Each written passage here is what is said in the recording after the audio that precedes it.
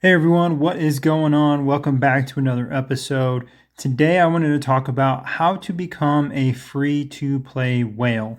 And I do want to clarify that because a lot of people think a whale just means that you spend a bunch of money and you just absolutely dominate the game, where you can still be free to play and be a whale in your own right, and you can dominate a lot of players that maybe don't know what they're doing or just don't spend enough time in game to get to the same level that you can if you grind and do the right things. And you will find yourself a whale amongst your peers, which can be fun. All right, so let's start with some of the basic things. First of all, you should always be doing all of your daily tasks, including trying to max out your arm race. Just trying to get your boxes, all the boxes, every time these reset, every 4 hours. Try to open as many boxes as you can. Get this free box up here. You're going to get a ton of resources from there. Doing your secret mobile, reset these, try to get your gold tasks. If you can get all these gold, perfect, that's fantastic. You're going to get a ton of resources to make a lot of progress. And then make sure you are helping your allies collect their tasks so you can go in here, help them out. That's going to get you more rewards. And then coming in here, as you do gold tasks, you're going to get better odds of getting all these puzzle pieces to do the hidden treasure. And then obviously don't forget about doing all your ghost ops every Thursday.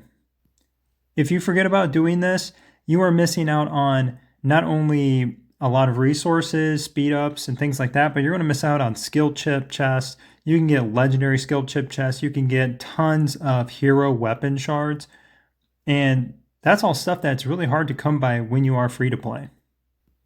Okay, and then obviously do your trucks. Send out your trucks. Try to send out legendary trucks if you can. If you get the reset tickets, try to send them out, especially on build day and enemy buster day. It's where you're going to get the most points for running those, and you're going to get the rewards for running those. And then making sure when trains are up for your alliance that you're either jumping on them or running them so you can get any of the rewards that are in these as well.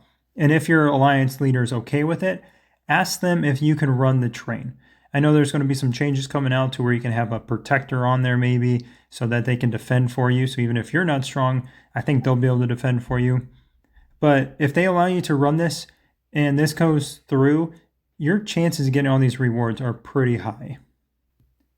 Next, let's talk about buildings. When you are free to play, trying to save resources, speed ups, things like that is going to be essential to making sure you can get to headquarters 30 as fast as you can. So click on your headquarters, check the build requirements, only build what is necessary. Don't go out trying to build every little thing up because you think, because you are free to play, that you need hero experience or that you need to generate parts for creating gear. Don't worry about all that stuff. You're going to waste a lot of resources there. You can always circle back and get that stuff later. And a lot of that stuff you're going to accumulate over time from building and doing other daily tasks anyways. So building up your tech center, building a barracks, building your wall, things like that that you have to do, that you can't avoid. You're just going to have to save up for those. Make sure you have the resources to keep builds going to continue to push your headquarters. And I know this part doesn't allow much freedom in your choice here, but your best bet is probably going to be to stick with tanks. You can have a lot more freedom as free to play when you run with tanks because you're going to have heroes like Mason and Kim, Murphy, a lot of the ones that are easy to get early on, while most of the other ones, especially for aircraft and missile, are a little bit harder to get until you get into like season 1 or season 2. So don't go crazy trying to upgrade your aircraft center and your missile center. Just kind of leave those behind. Upgrade your take center. If you really want to go outside the box and you want to play how you want to play, fine, go ahead and do that. I'm not going to tell you not to do that. But just for the sake of trying to save resources, just build the one center at a time. Upgrade the other ones a little bit, maybe up to 5 or 10, but just leave them there. Don't go crazy upgrading them to 20 or 30 as you level up. And then similar to like I say in my other videos talking about tech, go into your development tree, increase your building speed, your research speed, reduce the cost. All those things in the development tree are going to help you out a lot. Don't worry too much about the unit training speed, the unit training cost reduction, or anything like that right now. You could throw a little bit into there, but don't try to go and max this tree out. And then for the economy tree, I know a lot of people want to jump in here and try to maximize the output that they get from, say, your coin production. Don't worry about this because you're probably not going to put a lot of resources into those resource items, which you really shouldn't. You shouldn't put a lot into your resource buildings. So upgrading this stuff is going to be, I wouldn't say a waste, but it's going to be minimal returns for the investment that you put into it. So do your development, get that stuff leveled up, come into your versus, make sure you're doing this on versus day because this is not going to take up any resources. You're just going to use your valor badges. And then when you get to headquarters 30, that is when you can start working on your special forces. Just take your time getting down through here. Don't max everything out until you get to the bottom when you have to max out these bottom 4. Get your tier 10 troops. And then from there, I would circle back to your hero tree because you will probably be able to do a little bit of this stuff as you're going to headquarters 30, but it starts to get expensive. So don't go too crazy in here. And then when you finish your tier 10s, that is the time to come back in here, do some more levels in here, as well as get into your masteries and upgrade your masteries. These masteries, they give you quite a big boost in power, but the resources required is very minimal. Another thing to remember, when you are free to play or a very tight budget spender, you may only have one builder or two, and you're probably only going to have one research center unless you buy the second one. So focusing on things that you need to build or things you need to research in order to progress is going to save you a lot of time and many headaches, because the last thing you want to do is start a long tech that's maybe a week long and then forget that you need to do something else. And all of a sudden you have to speed that up in order to start the next one. I do want to jump into the shops real quick. If you are free to play, obviously you're probably not going to be in here. You're not going to get any of this stuff out of here. So I'm not going to spend time going through these. But if you are a budget spender, same thing. I would tell you probably not to come in here. The only reason you may come in here is if you needed to buy a hero that you wanted, or if you're maybe later on and you want to pick up exclusive weapons. This is one of the few places to pick those up that are decent value. But going into hot deals, this is where you need to focus when you're free to play. Some of these passes you cannot purchase and unlock, but there's a lot of free stuff on here that you're going to get. You're going to get weapon shard ones, you're going to get drone pass ones, and there's going to give you a lot of good rewards. So making sure that you get all the way to the bottom and finish those out every week. And then these other events, so supplies and the ammo bonanza are some of the best free-to-play events that you can get some decent rewards from. So if you click on this little icon here where the shard is, if you use 500 points, you can get a legendary chest, which is decent. The 1,000 for 10 shards, I don't think that's a good investment. So if you're trying to pick up some legendary chests because you're having a hard time getting them anywhere else, you can get them out of Desert Storm. There's some other ways to get those. But this is an easy way for free-to-play players to pick this up if you have a lot of gems that you maybe get from your alliance. But you're going to come in here, collect the keys, and just save those up over time. And every once in a while, you might get some drone parts or some other items in here around the 20 to 40 key mark, which you'll be able to pick up every so often out of these events. That might help in progress a little bit. But the biggest one that's going to roll around is going to be the ammo bonanza. The bullet loot event and the ammo bonanza, this is the greatest event for free-to-play players. It is going to take you a very long time, but all you need to do is accumulate about 700 of these bullets to finish this out, get yourself tons of gear blueprints and the mythic gear blueprints. So when you see this event pop up for the first time, don't worry about trying to start collecting anything on here, start spinning your bullets, save those, wait until you have about a 700, maybe 680, something like that. And that should allow you to clear all these levels. You need to clear 100 to get the mythic blueprints along with everything else. You're going to get a ton of resources, speed ups, or ceramic, things like that. And in order to do that, every day you'll have the ability to come in here and you'll see obviously the first one, buy any pack. If you're a budget spender, yes, you can do this. It's pretty simple. It's $5. You can get the $5 pack from here, which is going to give you 10 bullets for $5, best value. And then outside of that, make alliance donations, radar tasks, you just got to complete one, and then train 300 troops. Super easy tasks to do. You should be able to do this every day. Maybe not buying the pack, but everything else you should be able to do. The next thing you'll want to do if you're trying to chase that quote unquote whale status as a free to play player is you're going to need to be in a really good alliance. That's really important because one, you're going to get the alliance tech bonuses that they're going to have. And that's going to include things like veteran craftsman, which is going to reduce the construction costs, tech costs, tech speed up. Great helper is going to greatly improve how fast you can get through leveling up your HQ and getting your tier 10 troops. If you are in a new server, a lot of the stuff, highly unlikely it's going to be maxed out, but being in a top alliance, showing them that you're dedicated, working hard, will help you get involved with them because they're just looking for active players.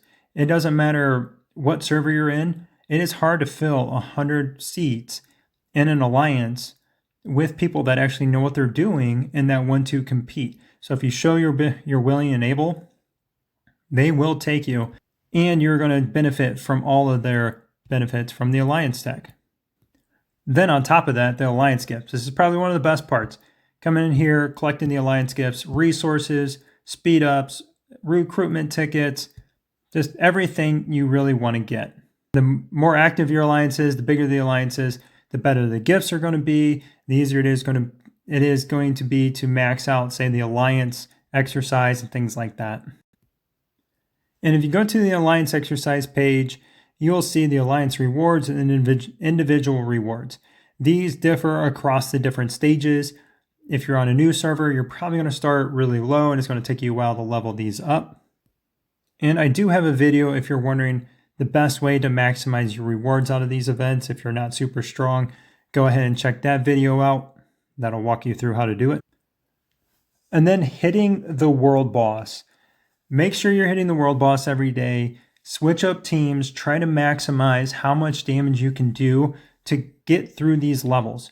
As you can see, once you get up to 2 billion, that is when you could get some mythic prints. If you get up to 3 billion, you get another set of 10, and you're going to get a ton of ore and other resources along the way. There are a few more events that you need to participate in. Make sure you're signed up for Desert Storm. If you can get in on a team, awesome. You're going to get so many honor medals and other great rewards out of here. The honor medals, you want to take those and purchase gear blueprints out of the honor shop. Winter Storm, same thing. Doesn't matter what your ranking is. You can just jump into one of these and you can try to get yourself some honor medals as well and other resources, speed ups, and drone components. Always good to pick those up. And then probably the biggest event is Zombie Invasion. While you're not going to get honor medals or anything like that out of here, the trade store in this shop is fantastic. You're probably not going to have oil, as I do at the top here if you're not in a new server or in an old server, but tons of resources. You can get Valor badges, drone parts. This is fantastic, maxing this event out, getting the drone parts, get your drone components, skill chip chest, tons and tons of great rewards in here that you should 100% be grinding this out, burning 500 to 1,000 stamina for the 3 days this is out. Farming the little zombies. Again, I got a video on that too if you want to check that out. Just farm the little zombies, spawn the big ones, kill the big ones, and get tons and tons of rewards out of this. There are a lot of free-to-play players that I know that had pushed to headquarters 30 and got tier 10 troops a lot faster than some other players just because, one, they knew what they were doing, and two, they grinded the heck out of this event. So it's pretty simple. Find a zombie, start a rally, and go kill it. Otherwise, you're just going to find these little guys on the map and send a team out to go kill those to spawn the bosses. When you have the general trial available, so it's going to alternate between zombie invasion and general trial. When you are in the general trial, make sure you are selecting the highest difficulty. As long as you have alliance members that can beat it, join the highest one, have them help you. It's all about helping each other out and pushing yourselves to the limits to get the best rewards out of here. Early on, the rewards aren't great, but as you go further and further, you're going to get more legendary shards, you're going to get skill medals, and eventually you're going to start getting drone components and things like that. So the sooner you continue to push, the sooner you're going to reach those boxes and get better and better rewards. All right, the last three things that I want to make note of is, first of all, pushing the armored truck, coming in here, making sure that you are getting as far as you can in the armored truck so your daily rewards that you're getting out of here are maxed out. And then going into the arena, if you can compete in the arena, making sure you're doing your fights every day, because your fights are going to give you honor medals and other rewards as well. So missing out on those, that's going to add up over time. And then the last thing is going to be the alert tower. Come in here, do the honorable campaign. You need to get up to level 5 to unlock aircraft, and then you need to beat tank level 10 in order to unlock the missile. One of the biggest mistakes people make is thinking that you can only run tank or you have to use your best teams in just one of these at a time, when in reality, you can beat one of them and then try to use your second best team and then third best team, maybe in the other one, whatever's the lowest. Try to level those up as good as you can across the board. If you run into a situation where, say, you can't beat a level on the aircraft and that's your best team, well then the next time this is out, don't fight this one. Go to this one, do 2 stages in there, and then use your second best team to bring this one up 2 stages. That will allow you to get more of the boxes down here and more courage medals than if, say, you were only able to beat 4 or 5 levels in here and you're going to miss out on a ton of rewards. So try to spread it out, especially when you're leveling up. You're going to hit a roadblock on some of these. Spread your team out, upgrade these as high as you can and evenly as you can if you can. Okay, the 3 shops that you're going to need to pay attention to are going to be the campaign store. When you come in here, make sure you're buying off the drone components. You're probably going to need hero shards if you're early on. And then later, when you get a little bit further, definitely start picking up these chests here and getting the ore out of here. And if you run into a situation where you're starting to run low on drone parts, make sure you start picking these up every week as well. Go into the honor store. Don't buy anything else aside from legendary prints. Everything else, either you're going to get in other shops or over time. Don't worry about that stuff. Just pick up the legendary prints. And then finally, the Alliance store. You can pick up the legendary shards in here. Make sure you're getting the drone component chest. Skill chip chest should be easy for you to pick up. Obviously, the drone components too. Come down here, making sure that you're getting your construction and research speed ups. Don't be buying the other stuff out of the middle here, maybe the advanced teleport, but don't be buying the resources or the gear items out of here.